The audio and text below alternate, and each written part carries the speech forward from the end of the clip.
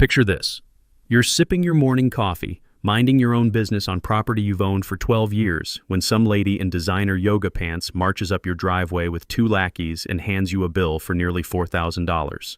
That's exactly what happened when Karen Whitmore, oh yes, her name really was Karen, decided my off-grid cabin was ruining her precious HOA's property values. The kicker? My land has been here since 1987. Her HOA didn't even exist until 2019.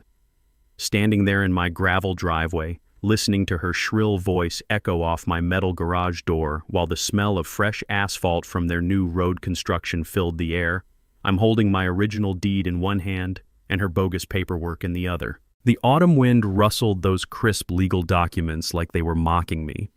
What would you do if someone tried to steal your property with fake paperwork? Drop your wildest HOA horror story below. And hey, where are you watching from? I bet half of you have similar stories about these power-hungry neighborhood dictators. My name's Jake Riverside, and this story starts with the worst 2 years of my life becoming the best ammunition I never knew I'd need. Back in 1987, I was a 25-year-old electrician who bought 2.3 acres of raw Colorado land for $47,000, every penny I had. Spent 15 years building my dream. A modest off-grid cabin with solar panels, a workshop full of renewable energy projects, and vegetable gardens that could feed half the county. My wife Sarah loved this place. We'd sit on the porch every evening, listening to the wind through the prairie grass, planning additions we'd never get to build. Cancer took her 2 years ago, and now it's just me and Voltage, my rescue dog named after my old trade, keeping her memory alive on the land she helped me build. The property sits on the original county road, surrounded by what used to be empty prairie. Then 5 years ago, some California developer decided our valley was perfect for luxury mountain living. Enter Meadowbrook Estates, 400 pristine homes, manicured lawns, artificial ponds, and residents paying up to $800,000 for the privilege of living next to my eyesore. Here's the kicker. County records show my land was specifically excluded from all development agreements. The original surveyor drove stakes with flags marked exempt around my boundaries. I've got photos, permits, and a paper trail dating back 35 years. Nobody bothered to tell Karen Whitmore. Karen moved here from Orange County 2 years ago, right around the time I was burying my wife. 47 years old, real estate agent turned HOA president, driving a spotless white BMW that's allergic to dirt roads. She's got 3 kids in private school, a husband who owns dental practices, and the particular brand of entitlement that comes from never hearing the word no. This woman measures neighbors' grass with rulers. She once filed a formal complaint because someone's garbage can was visible 47 minutes past pickup time. The smell of her aggressive floral perfume could knock a buzzard off a garbage truck. Our first encounter seemed innocent enough. Sweet smile, friendly wave. Hi there, I'm Karen from the Homeowners Association, just doing a neighborhood survey about property improvements. 3 days later, she returned with the Covenant Compliance Committee. 2 nervous guys in polo shirts who looked like hostages. Karen's heels clicked across my gravel driveway like a machine gun firing warning shots. These solar panels are diminishing adjacent property values by $50,000 per unit, she announced, waving a thick binder of regulations. You have 30 days to comply with architectural standards or face daily fines of $100. I pulled out my 1987 deed showing explicit exemption from future HOAs. She barely glanced at it through those oversized sunglasses. Legal loopholes won't protect you forever. This is about community standards and property values. Community standards, from the woman who moved into a development built around my existing property. Ma'am, I said, keeping my voice level the way Sarah taught me during her treatments, this land predates your HOA by 32 years. I'm not part of your association. Her smile turned arctic. We'll see about that. As she strutted back to her BMW, the crunch of gravel under her designer heels sounded different, more deliberate, more threatening. Like a countdown timer had just started ticking. The next morning proved my instincts right. I woke to voices and measuring tapes. 3 HOA contractors were photographing my fence line, documenting what Karen later called property boundary discrepancies. What are you doing on my land? I asked. They shrugged. Karen sent us to document violations. Violations. On property that predates their entire neighborhood. That's when I realized this wasn't about grass height or garbage cans. This was about power, control, and a California transplant who'd never met a problem she couldn't litigate into submission. Karen Whitmore had picked the wrong widower to mess with. Sarah always said I was too stubborn for my own good. Time to prove her right. 2 weeks after the measuring tape incident, my mailbox became Karen's personal declaration of war. First came the county complaint claiming my property violated new residential zoning requirements, which was hilarious since agricultural zoning doesn't vanish because someone builds McMansions nearby. Then arrived the official HOA letter on expensive letterhead demanding $500 monthly in dues, retroactive to 2019. $2,000 for an HOA I never joined. Karen wasn't finished flexing her newfound authority. She organized a neighborhood petition about safety concerns regarding my workshop. Apparently, my 40 years of electrical experience made me a public menace. The petition claimed my solar batteries could explode without warning, and my tools created excessive noise pollution. The woman had clearly never heard a real construction site at 7 a.m. The final insult came via Facebook. Karen posted in Meadowbrook Estates community about our non-compliant resident endangering property values. She'd photographed my property from her BMW, somehow making my organized workshop look like a tornado hit it. 63 neighbors I'd never met demanded something be done about the eyesore. The smell of betrayal mixed with my morning coffee as I scrolled through those comments. Time for some old-fashioned electrical troubleshooting. When circuits fail, you trace the problem back to its source. I spent the next week buried in county records, learning more about property law than any retired electrician should know. That's when I discovered Karen's dirty little secret. Her real estate license showed 2 prior violations for misrepresenting property boundaries to clients. My late wife Sarah always said patterns reveal character, and Karen's pattern was crystal clear. Even better, I remembered something from my union days about liability insurance. A quick record search confirmed my hunch. The HOA's policy specifically excluded coverage for disputes with pre-existing non-member properties. Some lawyer was smarter than Karen realized, but the real jackpot came through a Freedom of Information Act request. Karen's husband's dental practice owed $127,000 in back taxes. No wonder she was desperate to shake down everyone else for money. Here's where Karen made her first critical error. She'd picked a fight with someone who'd spent decades solving problems nobody else could fix. I installed professional security cameras around my property after noticing fresh footprints near my fence. Night vision, cloud backup, motion alerts, the works. Those cameras caught Karen's next move faster than I expected. 3 days later, her safety patrol was trespassing on my land, photographing my workshop windows and testing gate latches. The irony was perfect. The woman claiming I was dangerous was literally committing crimes on my property. But that trespassing footage led to my favorite discovery yet. While researching criminal law for my police report, I stumbled across something that made me grin like a fool. Karen's own incorporation documents contained a fatal flaw. They'd never properly included my specific parcel in their legal descriptions. Some copy-paste lawyer had used boilerplate language without checking actual survey maps. In legal terms, Karen had exactly 0 authority over my land. Less authority than Voltage, actually. The local newspaper made everything public after I sent them Karen's Facebook screenshots alongside my 1987 deed.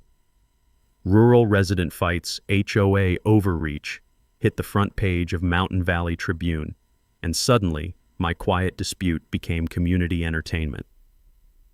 Karen's response was pure gold. She called the editor demanding a retraction, threatening to pull her real estate advertising unless they corrected the record. The editor published her complaint in the letters section, right next to 3 supportive letters from neighbors fed up with HOA tyranny. You could practically hear the power shifting, but the sweetest victory came naturally. Mrs. Henderson from 3 streets over appeared at my door with chocolate chip cookies and questions about solar installation. The warm smell of fresh baking mixed with autumn air as she explained how Karen had harassed her family about their vegetable garden, claiming it violated aesthetic standards. "I've been watching this whole mess," she said, "and frankly, we're all tired of being bullied." 3 more neighbors contacted me that week with similar stories. Karen's reign of terror stretched far beyond my property lines. She'd systematically targeted anyone who didn't conform to her suburban fantasy. The veteran with the pickup truck, the teacher with the wildflower garden, the retiree who dared paint his fence brown instead of white. The sound of gravel crunching under friendly visitors' feet became my new favorite music. For the first time since Sarah died, My property felt like a community gathering place instead of a fortress under siege. Karen had tried to isolate me, turn me into the neighborhood pariah everyone avoided. Instead, she'd accidentally created the exact opposite, a rallying point for everyone tired of her petty dictatorship. Standing on my porch that evening, watching voltage chase fireflies while neighbors chatted about solar panels and vegetable gardens, I realized something important. Sarah had always believed good people find each other when times get tough. Karen's first major miscalculation was assuming I'd fight this battle alone. She was about to learn how wrong suburban bullies can be. Karen's response to my newspaper victory was swift and vicious. If she couldn't intimidate me with fake authority, she'd try to crush me with real lawyers. 3 days after the Mountain Valley Tribune story, a process server appeared at my door with a civil lawsuit. Karen had hired Pemberton and Associates, a law firm specializing in property compliance enforcement, which sounded about as friendly as it was. The lawsuit claimed my property created a nuisance and health hazard that was irreparably damaging neighboring property values. 27 pages of legal gibberish demanding I remove my solar panels, tear down my workshop, and pay $35,000 in damages to surrounding homeowners. The smell of expensive legal paper mixed with my morning coffee as I read through Karen's fantasy version of reality. According to her lawyer, my 40-year-old property had somehow become a public menace overnight. But Karen wasn't done escalating. She organized what she called a safety patrol. Basically her and 3 bored housewives with clipboards documenting my violations. They'd drive by twice daily, photographing everything from my mailbox to my solar array, building what Karen called a comprehensive evidence file. The final straw came when she tried to weaponize the county building department. Karen filed a complaint claiming my workshop was an unpermitted structure that violated current safety codes. Never mind that I'd built it legally in 1992 with all proper permits. Karen figured modern bureaucracy could retroactively destroy what harassment couldn't touch. That's when I called in reinforcements. My union buddy Mike knew a retired municipal lawyer named Frank Lucas, who'd spent 30 years fighting exactly these kinds of battles. Frank took one look at my case and started chuckling, never a good sign for the opposition.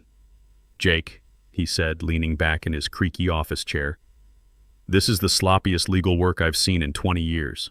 They're making claims they can't possibly prove."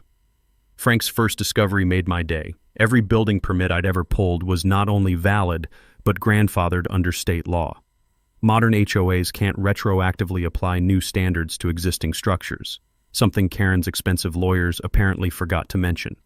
But Frank's real genius was offensive strategy. Instead of just defending, we filed a countersuit for harassment, defamation, and intentional infliction of emotional distress. Karen wanted a legal war. She'd get one. The tide started turning when Frank uncovered Karen's fatal error. While researching the HOA's incorporation documents, he discovered something that made us both laugh out loud. The original developer had never properly transferred ownership of common areas to the HOA. Legally speaking, Karen's organization owned nothing but debt and letterhead. My security cameras provided the knockout punch. Frank subpoenaed the footage showing Karen's safety patrol repeatedly trespassing on my property. Turns out photographing someone's private workshop through windows without permission is both criminal trespassing and invasion of privacy. The local newspaper loved this development. HOA president caught trespassing in property dispute made front page again, complete with security camera screenshots of Karen peering through my workshop windows like some suburban spy. Community reaction split down the middle, but in my favor. The online neighborhood forum exploded with residents taking sides. Team Jake included everyone tired of Karen's measuring tape tyranny, while Team Karen consisted mainly of recent California transplants who'd never met a regulation they didn't love. County Supervisor Williams started receiving dozens of calls about HOA abuse of power. Williams, a fourth-generation Coloradan who remembered when our valley was all cattle ranches, had zero patience for imported drama. "I've known Jake Riverside for 20 years, Williams told the newspaper. "If Karen Whitmore thinks she can Californify our county with frivolous lawsuits, she's got another think coming." The pressure was getting to Karen. Her real estate clients started asking uncomfortable questions about her legal troubles. Nothing kills property sales faster than buyers discovering the local HOA president is embroiled in federal court battles with neighbors. 3 more residents contacted Frank about similar harassment from Karen's compliance committee. Turns out I wasn't her only target, just the most visible one. Karen had been systematically bullying anyone who didn't fit her vision of suburban perfection. But the sweetest victory came from an unexpected source. The original Meadowbrook Estates developer, Tom Morrison, called me personally after seeing the newspaper coverage. "Jake, I specifically excluded your property from all HOA agreements," Morrison explained, his voice carrying the weight of professional embarrassment. "I've got the original survey maps proving it." Karen either didn't read the development plans or chose to ignore them. Morrison faxed over documents that ended Karen's legal charade permanently. Survey maps, exclusion agreements, and correspondence with county planners all confirmed what I'd known from day one. My land was never subject to HOA authority. The sound of my fax machine printing Morrison's documents was like Christmas morning. 40 pages of ironclad proof that Karen had been bluffing with a busted hand from the beginning. Frank filed the new evidence with the court, along with a motion to dismiss all of Karen's claims and award attorney fees for frivolous litigation. Karen's expensive lawyers suddenly got very quiet very quickly. Round 2 to the stubborn electrician with the grandfathered property. Karen's desperation reached new heights when her lawyers started abandoning ship. Pemberton and Associates quietly withdrew from the case, citing irreconcilable differences with client expectations. Lawyers speak for, "Our client is completely insane." But losing her legal team only made Karen more dangerous. Like a cornered animal, she lashed out in every direction possible. Her next move was breathtakingly bold and completely illegal. Karen convinced the HOA board to levy an emergency assessment of $15,000 on my property for remediation of environmental hazards. The letter arrived on official HOA letterhead, complete with threats of liens and foreclosure proceedings. 15 grand for hazards that existed only in Karen's imagination. I was still laughing at the audacity when my phone rang. Detective Martinez from the county sheriff's office wanted to discuss a complaint filed against me for threatening behavior and verbal assault. According to Karen's police report, I'd cornered her in the grocery store parking lot and made menacing statements about property rights while displaying aggressive body language. The complaint included dramatic descriptions of feeling unsafe and intimidated by my unstable behavior. Complete fiction. I hadn't seen Karen anywhere except driving past my property in her BMW. Martinez reviewed my security footage and immediately cleared me of all charges. Better yet, he warned Karen that filing false police reports was a felony. The taste of vindication was sweeter than Sarah's homemade apple pie. But Karen wasn't finished with her scorched earth campaign. She organized a boycott of local businesses that supported me, claiming any company that advertised in the Mountain Valley Tribune was enabling property value destruction. The local hardware store owner, Bob Fletcher, called to warn me that Karen had demanded he stop selling me supplies or lose all HOA member business.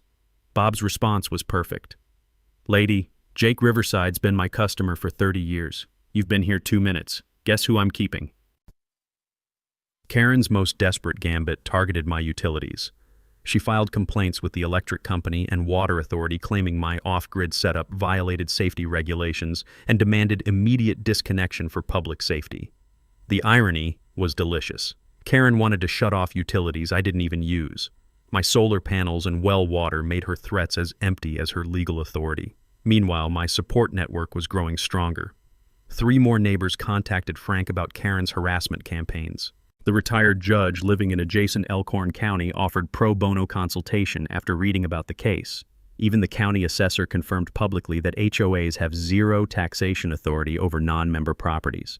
The story caught fire on social media when someone shared my case on Reddit. The post went viral overnight. HOA overreach started trending locally, and suddenly I had property rights activists from across Colorado offering support. Karen's reputation was crumbling faster than her legal strategy. The Real Estate Commission opened an investigation into her license violations after 3 clients filed complaints about misrepresenting HOA authority during home sales. Her husband faced public embarrassment when the newspaper revealed his tax liens. Nothing says responsible community leader like owing the state 6 figures while shaking down neighbors for fake fees. The HOA board started questioning Karen's leadership during increasingly contentious meetings. Board member Patricia Hendricks resigned publicly, citing concerns about aggressive tactics and questionable legal expenses. 2 others followed within a week. Karen's response to this avalanche of criticism was pure gold. She called an emergency HOA meeting to discuss my continuing threat to community safety and property values. The agenda included proposals to hire private security and install surveillance cameras to monitor the non-compliant property. 47 residents showed up, the largest HOA meeting in Meadowbrook history. I watched from my porch as cars filled the community center parking lot, the sound of slamming doors echoing across the valley like distant thunder. Mrs. Henderson stopped by afterward with meeting details and fresh-baked cookies. "Jake, it was a disaster," she said, the smell of oatmeal raisin mixing with evening air. Karen stood up there ranting about property rights terrorists and legal conspiracies. Half the room walked out.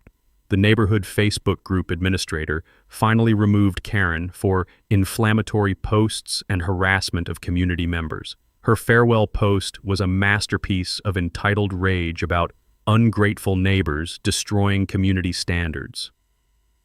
But the sweetest development came from an unexpected source. An investigative journalist from Denver Channel 7 called requesting an interview about HOA abuse in rural Colorado. Apparently, my case was part of a larger pattern they'd been researching. Standing on my porch that evening, watching voltage chase fireflies while the last light faded behind the mountains, I reflected on how dramatically things had changed. 6 months ago, Karen seemed invincible. HOA president, real estate agent, suburban queen bee with unlimited authority. Now she was isolated, investigated, and rapidly running out of both allies and legal options. Sarah always said bullies eventually defeat themselves if you just give them enough rope. Karen was about to prove her right in spectacular fashion. The phone call that changed everything came at 6:30 on a Tuesday morning. Judge Hamilton Crenshaw, the retired jurist from Elkhorn County, had discovered something that made Karen's entire crusade not just wrong, but potentially criminal. "Jake, you need to sit down for this," Judge Crenshaw said, his voice carrying the weight of 30 years on the bench. "I've been digging through federal land records, and your HOA problem is about to become a whole lot bigger." The retired judge had uncovered what Karen's expensive lawyers either missed or deliberately ignored. Meadowbrook Estates was built on land with unresolved Native American treaty claims dating back to 1878. The Arapaho Nation had never formally ceded mineral and water rights to the federal government, creating a legal cloud over the entire development. But here's the kicker. My property was specifically excluded from the original development precisely because the surveyor knew about these treaty complications. Some long-dead lawyer had been smart enough to keep my parcel out of any potential federal litigation. Karen's law firm had been billing the HOA $45,000 for legal research they knew was pointless from day one. You can't enforce HOA authority over land that might not legally belong to the HOA in the first place. Judge Crenshaw's next revelation made my blood boil. The HOA's financial records, which Frank had subpoenaed, revealed a pattern of systematic fraud that would make a mob accountant blush. $230,000 in legal and consulting fees over 3 years, money that should have gone to community maintenance and improvements. Karen's real estate company had mysteriously received $85,000 in property management commissions, despite never managing any HOA properties. The mandatory assessments Karen had been collecting weren't funding community improvements. They were paying her personal legal bills and financing her husband's dental practice expansion. Several HOA board members had invested in Dr. Whitmore's practice just months before approving those mysterious consulting contracts. Federal law requires HOAs to disclose all conflicts of interest in financial dealings, something Karen had conveniently forgotten to mention. But the smoking gun was hidden in the original incorporation documents. 3 signatures belonged to residents who'd moved away before the HOA was even formed. Karen had forged legal documents to create her little kingdom of suburban tyranny. The state attorney general's office had been quietly investigating similar HOA fraud schemes across Colorado. My case wasn't an isolated incident. It was part of a pattern of corruption that stretched from California to Connecticut. Judge Crenshaw's investigation revealed Karen's true motivation. Her real estate business was hemorrhaging money due to lawsuits from previous clients who'd discovered her boundary misrepresentations. The HOA presidency wasn't about community service. It was about generating legal fees and assessments to cover her mounting debts. Karen's law firm withdrew the next day, citing newly discovered ethical conflicts. Translation: they'd finally realized they were complicit in fraud and didn't want to face federal charges alongside their client. The HOA board scheduled an emergency meeting to discuss Karen's removal after Frank delivered copies of the forged documents and financial irregularities. board members who'd rubber-stamped Karen's schemes suddenly developed selective amnesia about their involvement. Local media began treating the story as an exposé of suburban corruption rather than a simple neighbor dispute. The Denver Channel 7 investigation expanded to include federal treaty violations and civil rights abuse, charges that carried serious prison time. My property value actually increased due to media attention about my off-grid paradise legally protected from HOA interference. 3 real estate agents called asking if I'd consider selling to clients specifically seeking HOA-free living. The irony was perfect. Karen's campaign to destroy my property value had made me the most desirable neighbor in the valley. Standing in my workshop that evening, the smell of sawdust and machine oil mixing with mountain air, I realized the game had fundamentally changed. This wasn't about neighbor disputes or property values anymore. This was about justice. The morning after Judge Crenshaw's bombshell revelation, my quiet workshop transformed into mission control for the most satisfying legal campaign of my life. My dream team assembled like something out of a heist movie, except instead of stealing diamonds, we were stealing back justice from a suburban tyrant. Judge Crenshaw brought 30 years of constitutional law expertise and a Rolodex that could topple governments. Rebecca Torres, the investigative journalist from Channel 7, arrived with boxes of public records and a nose for corruption that could smell fraud from 3 counties away. The surprise addition was Marcus Littlefeather, a tribal legal advocate who'd driven down from the Arapaho Nation offices after hearing about the treaty violations. These land claims have been dormant for decades, he explained, spreading century-old maps across my kitchen table. Your HOA just woke up a very expensive legal nightmare. My electrician buddy Mike volunteered to upgrade my security system with military-grade surveillance equipment borrowed from his nephew's private security company. Karen wants to play spy games, Mike grinned, installing hidden cameras with facial recognition software. Let's see how she likes being watched. Our legal strategy had 3 prongs, each designed to destroy a different pillar of Karen's operation. Frank would file motions to dismiss all HOA claims based on lack of jurisdiction, then countersue for malicious prosecution, defamation, and criminal harassment. Judge Crenshaw would prepare federal civil rights violations for Karen's pattern of discrimination against non-conforming residents. Meanwhile, Marcus would file tribal sovereignty claims that could invalidate the entire development's legal foundation. If we can prove treaty violations in the original land transfer, he explained, every property deed in Meadowbrook becomes legally questionable. Rebecca's financial investigation revealed fraud schemes that would make Bernie Madoff jealous. Karen had diverted $127,000 in HOA reserves through a network of shell companies, fake vendor invoices, and unauthorized loans to her failing real estate business. The assessment money residents thought was funding community improvements had actually financed Karen's family vacation to Hawaii, her daughter's private school tuition, and legal fees for her husband's tax problems. Federal embezzlement charges carried 20-year prison sentences. My favorite discovery was Karen's consulting contracts with companies that existed only on paper. Meadowbrook Landscaping Services had received $43,000 for work never performed, but shared the same address as Karen's real estate office. Coincidence? The FBI doesn't believe in coincidences. We organized our evidence like a military operation. Timeline documentation showing 3 years of escalating harassment and legal overreach. Financial forensics proving systematic theft from community funds. Video evidence of criminal trespassing and attempted property damage. I set up secure communications using encrypted messaging apps Mike's nephew recommended. Judge Crenshaw insisted on operational security after discovering Karen had hired private investigators to dig up dirt on my personal life. She's desperate enough to try anything, he warned. The community organizing aspect was pure poetry. Rebecca helped me create the Property Rights Defense Fund crowdfunding campaign that raised $75,000 in its first week. Supporters from across the country donated specifically to fight HOA tyranny and suburban corruption. Weekly coffee meetings at Murphy's Diner became strategy sessions for affected neighbors. The smell of bacon and fresh coffee mixed with the sound of people finally fighting back against years of petty oppression. Mrs. Henderson organized carpools to county supervisor meetings where residents demanded investigations into HOA oversight. My HOA accountability toolkit became an overnight sensation when Rebecca featured it in her news series. 3 simple steps any homeowner could follow. Request detailed financial audits, demand proof of legal authority, and document all harassment for law enforcement. The websites I'd researched for checking HOA complaint histories crashed from traffic after tens of thousands of people discovered they could investigate their own associations. State Attorney General databases across the country reported record searches for HOA fraud cases. Mike's security upgrades turned my property into Fort Knox with solar panels. Professional-grade cameras with cloud backup, motion sensors that could detect approaching vehicles from half a mile away, and encrypted recording systems that automatically forwarded evidence to Frank's office. The technical preparation was methodical and thorough. Every HOA violation documented with timestamps and GPS coordinates. Financial irregularities organized into prosecution-ready evidence packets. Federal treaty research compiled into legal briefs that could withstand Supreme Court scrutiny. We prepared presentation materials showing Karen's corruption for the Attorney General's office. Flowcharts mapping money from HOA accounts to Karen's personal expenses. Photo evidence of forged signatures and falsified incorporation documents.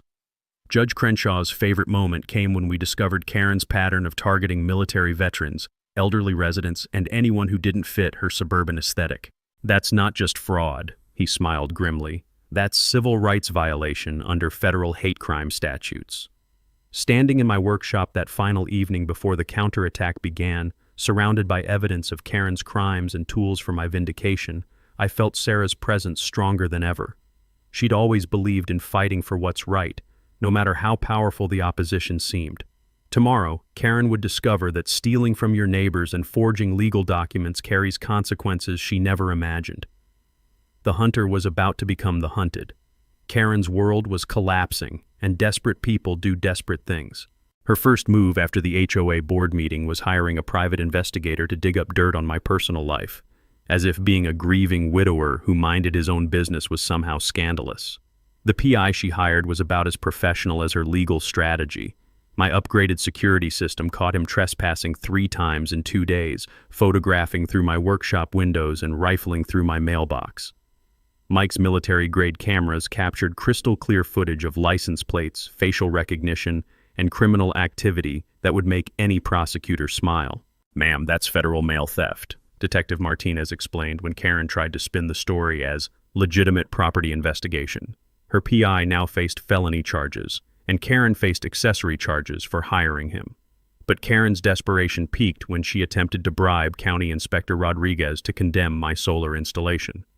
Rebecca's hidden camera caught the entire conversation, Karen offering $5,000 cash to find safety violations that require immediate removal of non-compliant energy systems. Rodriguez reported the attempted bribery to the district attorney's office within an hour. Karen had just added corruption of public officials to her growing list of federal charges. Her next scheme was pure theater. Karen organized what she called a concerned citizens protest outside my property, complete with professionally printed signs reading, "Protect our property values," and "Safe neighborhoods matter." The turnout was pathetic. 7 people, including Karen's family, holding signs and chanting slogans while my security cameras documented every face for future harassment prosecutions. The smell of desperation mixed with morning dew as neighbors drove by laughing at the spectacle. Mrs. Henderson organized a counter-protest that same afternoon. 43 supporters showed up with "Property Rights Matter" and "Stop HOA Tyranny" signs, turning Karen's demonstration into a public relations disaster. Local news covered both events, making Karen look like a fringe extremist leading a tiny cult of compliance fanatics. Karen's final gambit in this round was filing an ethics complaint against Frank with the State Bar Association, claiming he was pursuing frivolous litigation for personal financial gain. And the complaint included accusations of collusion with criminal elements and abuse of legal process for political purposes. The State Bar dismissed Karen's complaint within 48 hours as frivolous and retaliatory. They also opened an investigation into her pattern of filing false legal complaints, a violation that could result in criminal charges for abuse of court systems. Meanwhile, I maintained the high ground through strategic patience that Sarah had taught me during her cancer treatments. When doctors gave bad news, she'd say, "Jake, sometimes winning means not letting them make you become someone you're not." I documented every illegal act Karen committed while remaining completely above reproach. No angry confrontations, no social media rants, no vigilante justice, just methodical evidence collection and professional legal responses. The media attention was intensifying in ways that terrified Karen. National property rights organizations rallied behind my cause after Rebecca's investigation went viral. Cable news picked up the story as a perfect example of HOA tyranny destroying American freedom. Karen's disastrous TV interview with Channel 7 became internet legend within hours. Asked to explain the forged signatures, she claimed they were administrative corrections of obvious errors. When pressed about the missing HOA funds, she blamed accounting discrepancies and former board member incompetence. But her most memorable moment came when Rebecca asked about the attempted bribery. "That inspector misunderstood my offer to donate to county safety programs," Karen stammered, sweat visible on her forehead under studio lights. "I never offered personal payments for official actions." The footage of Karen lying on television while holding the exact bills she'd offered Rodriguez played on repeat across social media. Karen lies trended nationally for 3 days. My crowdfunding campaign exploded after the interview, reaching $150,000 from supporters across America. Donations poured in from military veterans, rural property owners, and anyone who'd ever fought HOA overreach. The financial pressure was crushing Karen's remaining support. Her real estate license suspension became permanent after the bribery charges. 3 more HOA board members resigned rather than face federal investigation. Insurance companies canceled all coverage for Meadowbrook Estates due to ongoing criminal activity by leadership.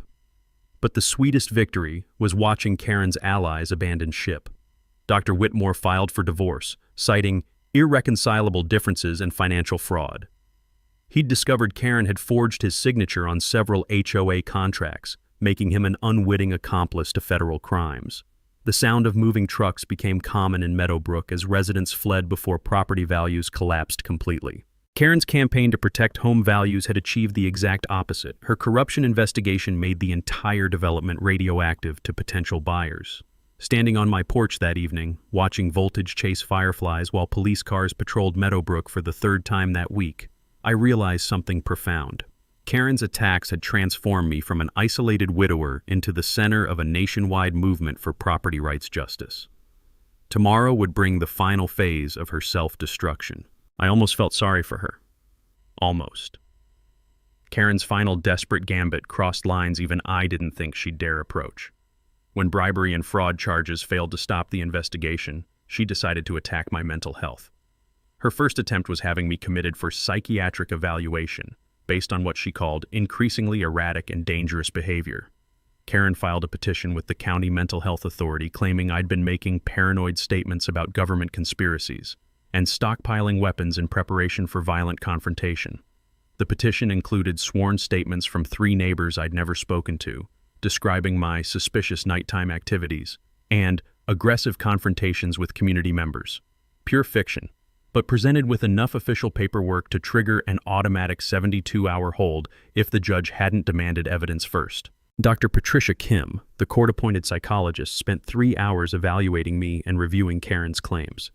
"Mr. Riverside," she concluded, "you're not only mentally stable, you're remarkably resilient given the harassment you've endured. Ms. Whitmore's petition appears to be weaponizing mental health services for personal vendetta."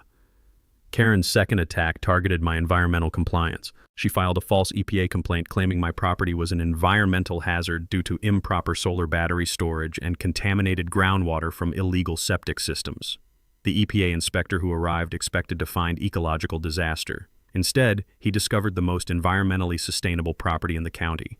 My solar system exceeded all safety standards, my septic was newer than most neighborhood systems, and my water tested cleaner than municipal supplies.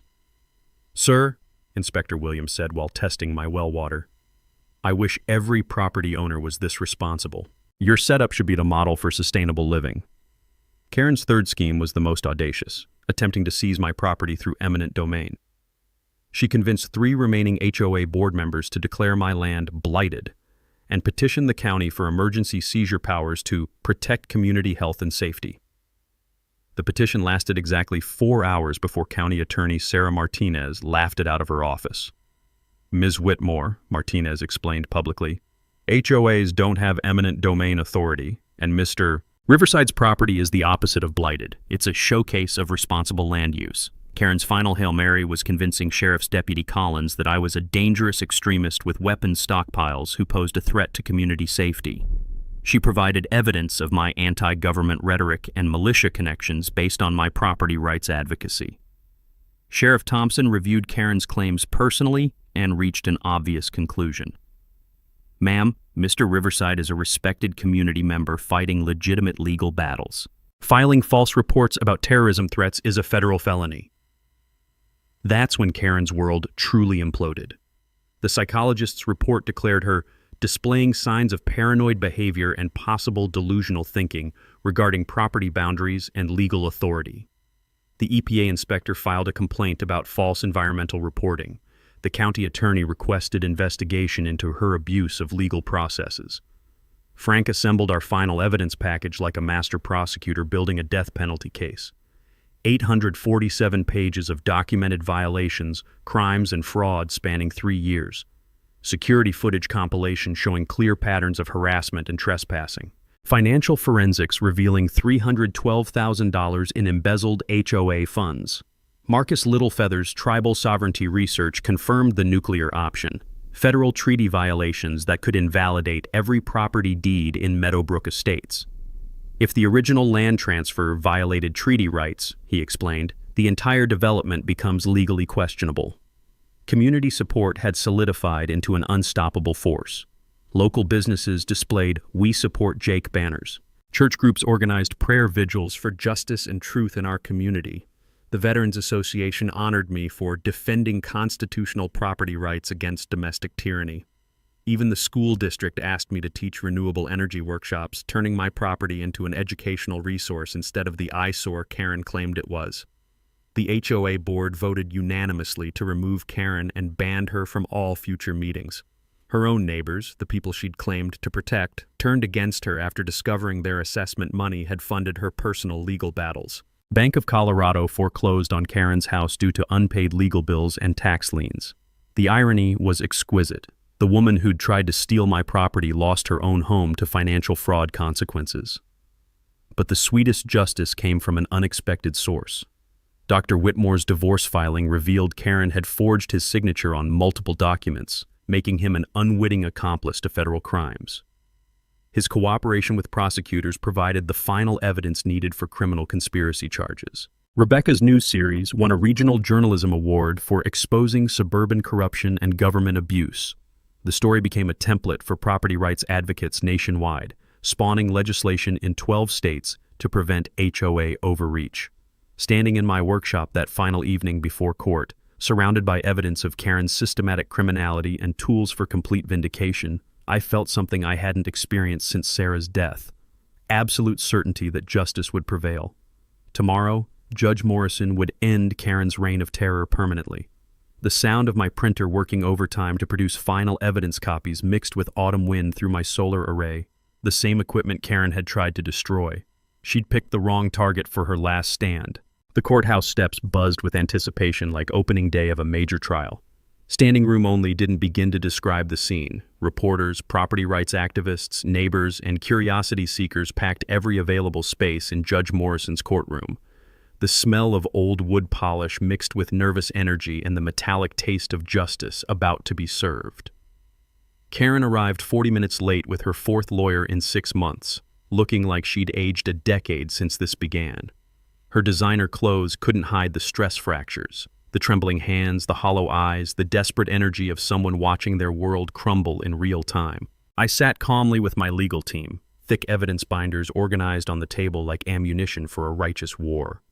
Judge Morrison, a 30-year veteran known for his no-nonsense approach to frivolous litigation, surveyed the packed courtroom with the expression of a man who'd seen every kind of legal stupidity imaginable. Karen's new lawyer, some kid fresh out of law school who'd obviously drawn the short straw, stood up with shaking hands to present her case.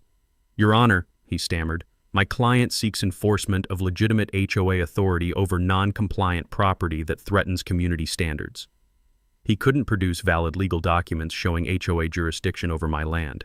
When Judge Morrison demanded proof of authority, the kid shuffled through papers like he was playing 52-card pickup.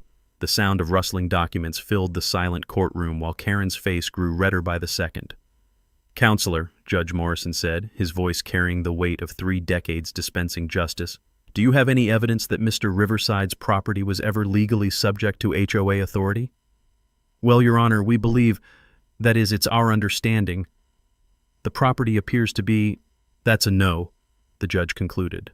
Frank stood up like Moses preparing to part the Red Sea. His presentation was surgical, methodical, and absolutely devastating.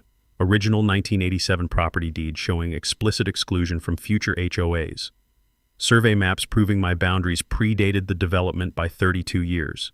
Security footage montage showing 3 years of systematic harassment and criminal trespassing. But the financial forensics testimony was the knockout punch. Rebecca's investigation had uncovered a paper trail of fraud that would make federal prosecutors weep with joy. $312,000 in missing HOA funds, forged incorporation documents, fake vendor invoices for services never performed. Marcus Littlefeather's testimony about federal treaty violations added constitutional weight to the proceedings. Your Honor, this development sits on land with unresolved Native American claims dating to 1878. The HOA's attempts to exercise authority over excluded parcels violate both state property law and federal treaty obligations. Karen's mental breakdown began during Frank's presentation and accelerated throughout the testimony. She whispered frantically to her lawyer, gestured at documents, and made increasingly desperate facial expressions as each piece of evidence destroyed her position. Judge Morrison's patience finally snapped when Karen interrupted testimony to shout, "This is about property values. He's destroying our community with that environmental eyesore." "Ma'am," the judge said sharply, "you'll remain silent or be removed from my courtroom." When Frank presented evidence of the attempted bribery, forged signatures, and false police reports, Karen's composure evaporated completely. She stood up screaming about property rights terrorists and environmental extremists destroying neighborhood safety. The bailiff stepped forward, but Judge Morrison held up his hand. He wanted everyone to witness Karen's complete meltdown for the record. "Ms. Whitmore," he said with judicial authority that could silence a riot, "this is the most egregious example of HOA overreach I've witnessed in 30 years on this bench." The courtroom fell silent except for the scratching of reporters' pens capturing every word. Mr. Riverside's property was never legally subject to HOA authority. The incorporation documents contain forged signatures. The financial records show systematic embezzlement of community funds. The pattern of harassment rises to the level of criminal conspiracy. Karen's lawyer tried to object, but Judge Morrison wasn't finished delivering justice. "I hereby rule that Meadowbrook Estates HOA lacks any legal standing to make claims against Mr. Riverside's property."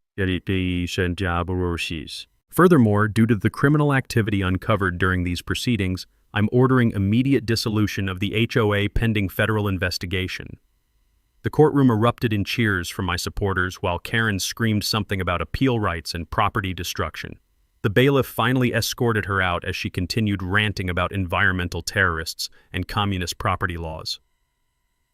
Judge Morrison wasn't done. "I'm awarding Mr. Riverside $127,000 in legal fees and damages for malicious prosecution. The evidence of systematic fraud and harassment warrants referral to federal authorities for criminal prosecution." The gavel's bang echoed through the packed courtroom like thunder announcing the end of a storm. Karen's 3-year reign of suburban terror was officially over. Local news captured every moment for the evening broadcast. National media picked up the story within hours. Legal experts called it a landmark victory for property rights against HOA tyranny. Standing on the courthouse steps afterward, surrounded by supporters and reporters, I felt Sarah's presence stronger than ever. Justice had finally come home. 6 months after Judge Morrison's gavel ended Karen's reign of terror, I finally understood what Sarah meant when she said, "Jake, sometimes losing everything helps you find what really matters." Karen received 18 months in federal prison for embezzlement, fraud, and conspiracy. The sentencing judge noted that stealing from neighbors while abusing legal processes showed behavior fundamentally incompatible with civilized society. Ordered to pay $427,000 in restitution she couldn't afford, Karen lost her house, her family, and her freedom to the very legal system she'd tried to weaponize. The former Meadowbrook Estates transformed into something beautiful. Residents formed a voluntary neighborhood association focused on actual community building. No mandatory fees, no architectural review boards, no measuring tape brigades. Just neighbors helping neighbors the way Sarah always said communities should work. My property became the cover story for Solar Energy Today. Off-Grid Paradise: How One Man's Property Rights Fight Became America's Model for Sustainable Living. The delicious irony? Karen's campaign to eliminate my eyesore had made it a nationally recognized example of environmental responsibility. The Rural Property Defense Fund Scholarship now helps families nationwide fight HOA tyranny. Judge Crenshaw chairs the selection committee, ensuring resources reach genuine victims rather than frivolous complainers. 12 families have won cases using strategies we developed during my battle. 3 states passed property owner protection acts inspired by my case.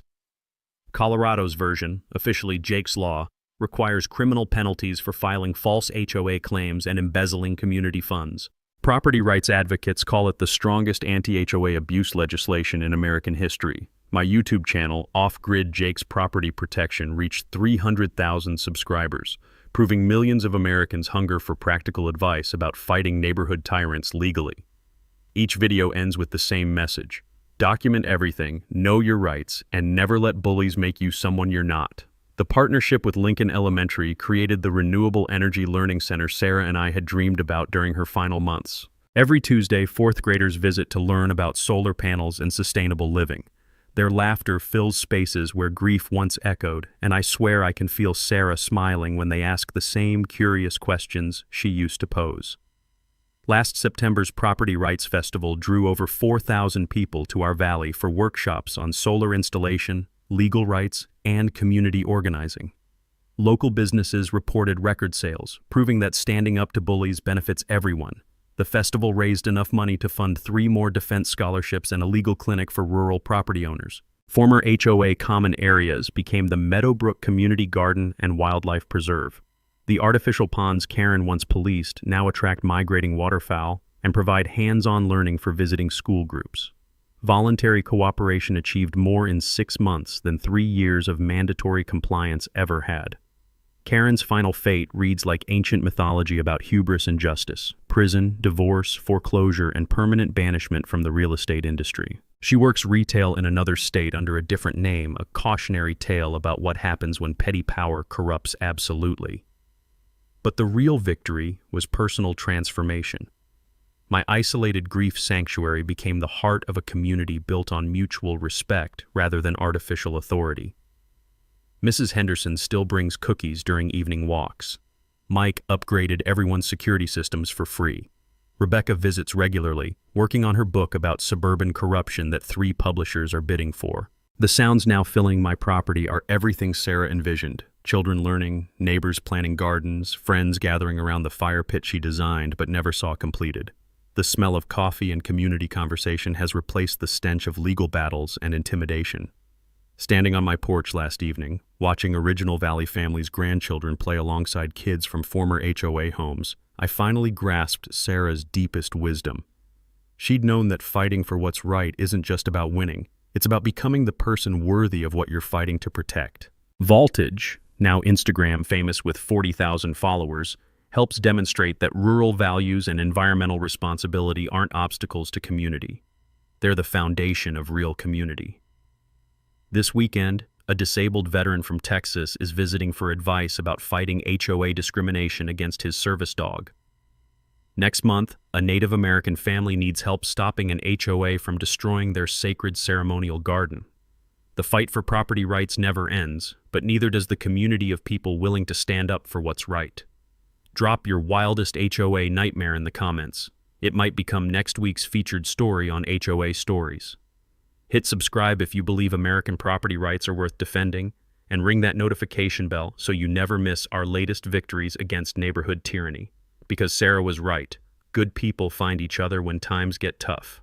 From all of us here at HOA Stories, thanks so much for watching today's HOA Karen Meltdown. If you enjoyed seeing neighbors stand their ground and karma catch up, smash that like button, leave a comment with your thoughts, and subscribe so you won't miss the next HOA drama we bring you.